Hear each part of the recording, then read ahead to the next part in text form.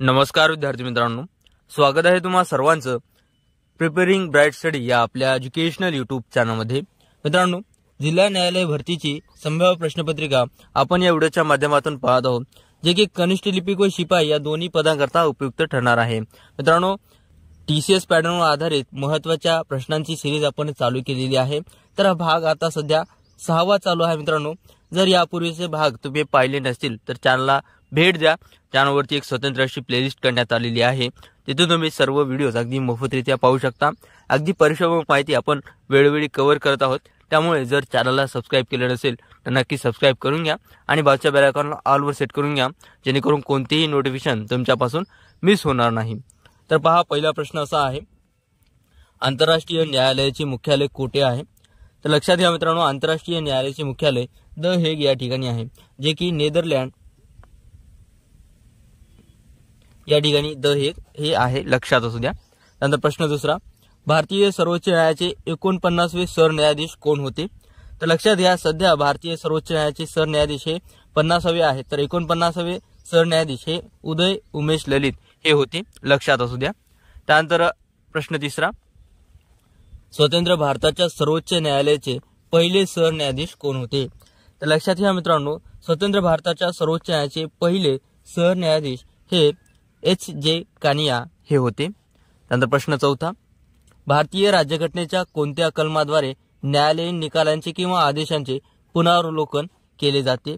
तर लक्षात घ्या मित्रांनो, न्यायालयांच्या निकालांचे पुनरावलोकन हे कलम 137 यानुसार करण्यात येत असते। त्यानंतर प्रश्न पाचवा असा आहे, केंद्रीय मंत्रिमंडळाने बॉम्बे उच्च न्यायालयास मुंबई उच्च न्यायालय असे नाव घेण्याचे विधेयक केव्हा मांडले? तर लक्षात घ्या मित्रांनो, केंद्रीय मंत्रिमंडळाने बॉम्बे उच्च न्यायालयाचे मुंबई उच्च न्यायालय असे नाव घेण्याचे विधेयक मांडले, कारण बॉम्बेचे हे जे शहर होते ते त्याचं नाव मुंबई असं करण्यात आले होतं, परंतु अद्याप मुंबई उच्च न्यायालय असं त्याचं नाव करण्यात आलेलं नव्हतं। तर असा विधेयक त्यांनी मांडलेला होता। तर हा विधेयक मित्रांनो लक्षात घ्या, 5 जुलै 2016 रोजी त्यांनी हा विधेयक मांडलेला होता। परीक्षेमध्ये विचारल्या जाऊ शकते, नोट डाऊन करा। त्यानंतर पुढील प्रश्न, प्रश्न 6वा, नुकतेच महाराष्ट्राच्या पहिल्या महिला डीजीपी कोण बनल्या आहेत? लक्षात घ्या मित्रांनो, अगदी करंटचा प्रश्न आहे, परीक्षेमध्ये येण्याची दाट संभाव्यता आहे। नुकतेच महिला डीजीपी बनलेल्या आहेत, तर त्या कोण आहेत? तर लक्षात घ्या, रश्मी शुक्ला हे महाराष्ट्राचे पहिलेच महिला डीजीपी बनलेल्या आहेत। त्यानंतर पुढील प्रश्न, प्रश्न 7वा असा आहे, भारतातील महिलांसाठी सर्वोच्च शहरे 2023 या निर्देशांकानुसार कोणते शहर प्रथम स्थानी आहे? तर लक्षात घ्या, नुसताच हा सर्वे करण्यात आलेला आहे, ज्याद्वारे चेन्नई हे जे शहर आहे ते महिलांसाठी सर्वोच्च शहर आहे असं या निर्देशांकानुसार स्पष्ट करण्यात आलेले आहे। नंतर प्रश्न 8वा, रंकाळा तलाव कुठे आहे? तर मित्रांनो लक्षात घ्या, अगदी IMP प्रश्न आहे, बऱ्याच परीक्षांमध्ये रिपीट झालेला आहे। तर रंकाळा तलाव हा कोल्हापूर या जिल्ह्यामध्ये येतो। नंतर पुढील प्रश्न, बलुतं या कादंबरीचे लेखक कोण आहेत? तर लक्षात घ्या, बलुतं ही जी कादंबरी आहे ती दया पवार यांनी लिहिलेली आहे। सायना नेहवाल यांनी प्लेइंग टू विन ही पुस्तक लिहिले होते। प्रकाश आमटे यांचे प्रकाश वाटा हे पुस्तक आहे मित्रांनो। तर डॉक्टर नरेंद्र जाधव यांनी आमचा बाप अन आम्ही हे एक पुस्तक लिहिलेले होते। तर लक्षात घ्या, महत्त्वाचे पुस्तकांवरती बऱ्याचदा प्रश्न येतात। प्रश्न 10वा असा आहे, कोणत्या घटना दुरुस्तीने मालमत्तेचा हक्क मूलभूत हक्कातून काढण्यात आला?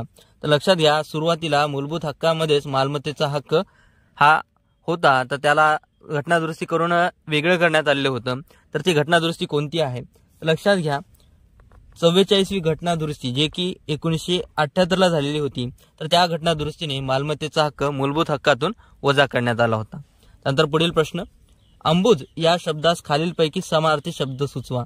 तर लक्षात घ्या, अंबुज ह्यास सरोज हे समानार्थी शब्द होते। मित्रांनो, अंबुजचा अर्थ कमळ असा होतो, लक्षात असू द्या। नंतर पुढील प्रश्न, प्रश्न 12वा, नावडतीचे मीठ अळणी या म्हणीचा खालीलपैकी योग्य अर्थ काय असेल? तर पहा मित्रांनो, नावडतीचे मीठ अळणी या म्हणीचा योग्य अर्थ होतो अप्रिय व्यक्तींची गोष्ट पसंत न करणे। यासोबतच बहुसंख्य लोक म्हणतील तेच खरे मानावे या वाक्यासाठी किंवा या विधानासाठी योग्य असं म्हण आहे, पहा मित्रांनो, पाचामुखी परमेश्वर। बहुसंख्य लोक म्हणतील तेच खरे, यासाठी पाचामुखी परमेश्वर ही म्हण आहे. निष्ठेनुसार फळ मिळते, यास निष्ठा तसे फळ ही म्हण आहे. तर नवीन वस्तू प्रत्येकाला आवडते, यासाठी नवे ते हवे ही म्हण प्रचलित आहे. लक्षात असू द्या. नंतर पुढील प्रश्न 13वा. एक होता कारवर हे पुस्तक कोणी लिहिले आहे? तर लक्षात घ्या मित्रांनो, एक होता कारवर हे विना गवारकर यांनी लिहिलेले पुस्तक आहे. यासोबतच पु ल देशपांडे यांचे एक महत्वाचे पुस्तक आहे जे की बऱ्याचदा प्रश्न रिपीट झालेला आहे, ते आहे बटाट्याची चाळ. बटाट्याची चाळ या पुस्तकावर पु ल देशपांडे यांच्यावरती हा प्रश्न बऱ्याचदा आलेला आहे. तर लक्षात घ्या. अण्णाभाऊ साठे यांनी फकीरा ही कादंबरी लिहिलेली आहे. साने गुरुजी यांची श्यामची आई आहे. त्यानंतर पुढील प्रश्न, खालीलपैकी रेप्युग्नंट या इंग्रजी शब्दास मराठी शब्द काय आहे? तर लक्षात घ्या, रेप्युग्नंट याचा मराठी अर्थ होतो घृणास्पद. त्यानंतर पुढील प्रश्न 15वा. भारतातील कोणत्या राज्याला सर्वाधिक समुद्रकिनारा लाभलेला आहे?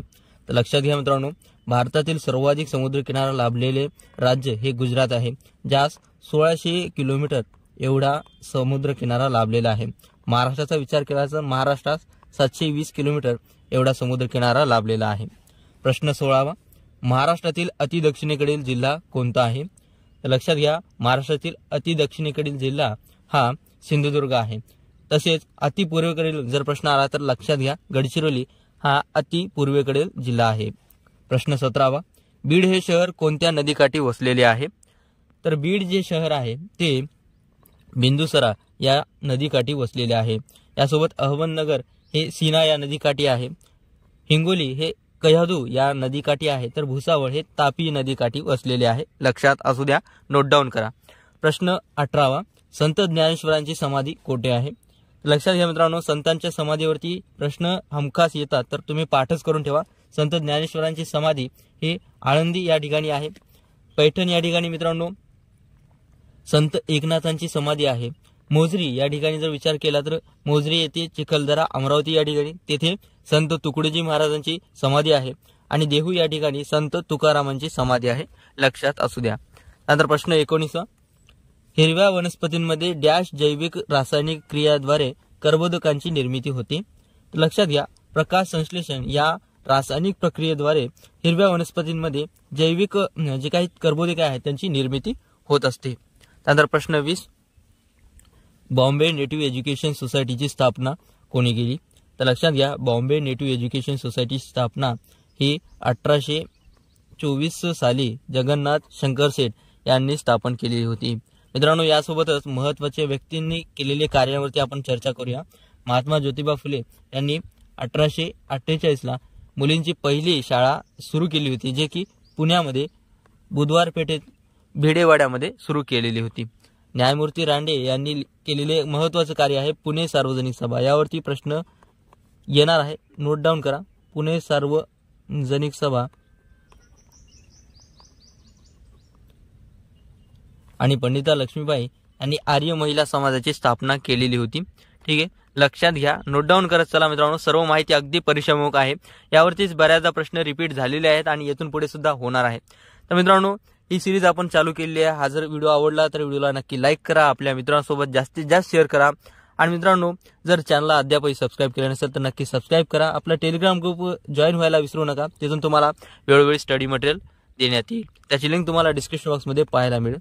तर मित्रांनो, भेटूया अशाच प्रकारच्या पुढील इन्फॉर्मेटिव्ह व्हिडिओसोबत. पाहत राहा आपलं यूट्यूब चॅनल. धन्यवाद.